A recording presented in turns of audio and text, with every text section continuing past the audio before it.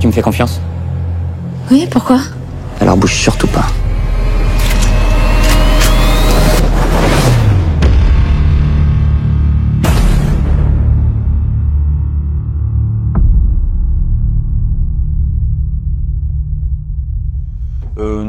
Non, c'était plus. Je dirais ni l'un ni l'autre. Ouais, c'était même un peu rassurant parce que on se dit qu'on va apporter la touche humoristique au film, donc on était beaucoup plus libre en fait par rapport à ça.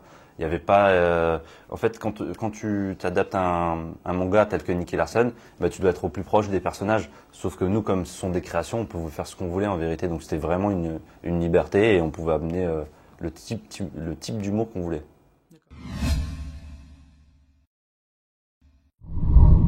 Non. Du tout. Non, on écrit quand même, mine de rien. On n'a pas l'impression comme ça, mais c'est quand même pas mal écrit. Hein. Et non, c'est très écrit même. C'est bon, j'ai trouvé une voiture. Ah bon?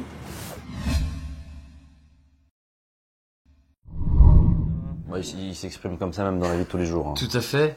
Non, c'est juste que ça faisait partie du personnage et on s'était dit, ouais, ce serait bien de lui rajouter ce truc des expressions, des vieilles expressions pourries. Et il y en a une seule que j'ai mis quand on est dans l'usine et que je dis oh là là, ouais, on en a chié des ronds de chapeau. Hein. Oui. Ça, c'est une expression qui faisait beaucoup rire Elodie. Et elle me dit vas-y, mets-la. Et du coup, je l'ai mis, c'était plus pour la faire marrer elle aussi. Ouais.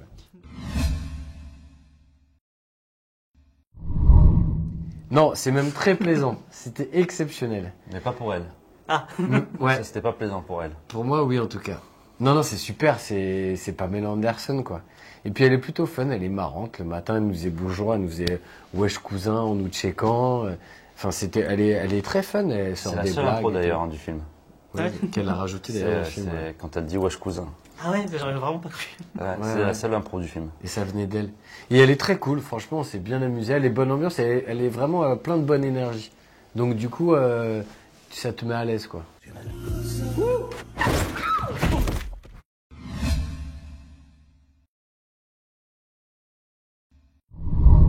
Nous, on pense qu'on peut rire de tout. Mais c'est bien sûr, ça touche quand on dit que ce sont des blagues homophobes. Enfin, nous, on est à 1000 lieues, mais à 1 million même de kilomètres d'être homophobe. On a plein d'amis homo, on est très respectueux en vérité de tout le monde. On fait aucune distinction, nous, que ce soit hétéro, homo, femme, homme, etc. Donc oui, forcément, ça touche, ça blesse même. Mais en vérité, nous, on continue à faire des blagues sur tous les sujets, sur toutes les communautés, sur tout le monde. On le fait de manière bienveillante. On n'est pas méchant ou quoi que ce soit, et on respecte tout le monde. Et puis on part du principe que le rire, c'est une source d'intégration. Moi, depuis que je suis gamin, j'ai toujours ri de moi, je me suis intégré partout. Donc je trouve que c'est très bien de rire de tout le monde, parce que du coup, tu intègres les gens à plein de choses. Donc nous, on va pas s'arrêter parce qu'il y a quelqu'un qui pense mal. Ça nous fait marrer, ça fait marrer les gens, et on continue, quoi. Tant qu'on ne fait pas de mal aux gens, on continue.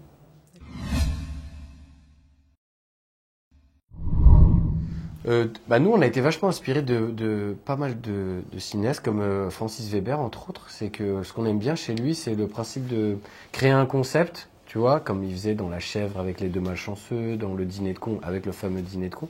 Puis après, tu vois, d'étirer ce concept-là sur tout le film. Nous, on fait assez souvent, d'ailleurs, cette mécanique-là, c'est qu'on a un point de départ qui est assez conceptuel. Puis après, on écrit toute notre histoire à partir de ce concept-là. Et surtout, le truc qu'on adore, nous, c'est comme dans les comédies des frères Farelly, c'est le rythme d'humour. Quand tu te marres sans arrêt, on adore ça. Et du coup, c'est pour ça qu'à chaque fois dans nos films, on essaye d'avoir un rythme humoristique assez soutenu.